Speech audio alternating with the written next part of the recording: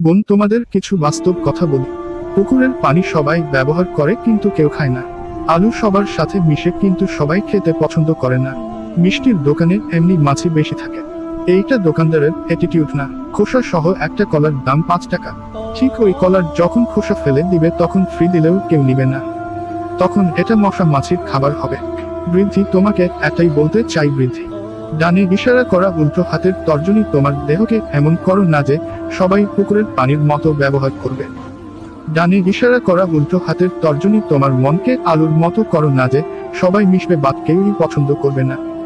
ডানে ইশারা করা উল্টো হাতের তর্জনী, তুমি তোমার মনকে মিষ্টির দোকান বানায়ো না যেখানে মশা মাছির মতো সবাই ঢুকবে, ক্ষুধা মিটিয়ে চলে যাবে।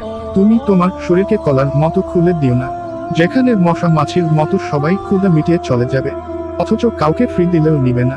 বিষণ্ণ মুখ, তুমি আজ যাদের সাথে কথা বলে মজা নিচ্ছ বা দিচ্ছ, তারা তোমাকে ব্যবহার করে, ব্যবহার শেষে ফেলে দিবে। যে তোমাকে আজ খারাপ বানাবে সে তোমাকে কাল বলবে ভালো না, চরিত্র খারাপ। গালি তো আছে। বর্তমান পরিস্থিতি বড়ই ভয়ঙ্কর, মোকাবেলা করতে পারবে না। আমার কথায় খারাপ লাগলেই সবাই ক্ষমার দৃষ্টিতে দেখবেন। নমস্কার।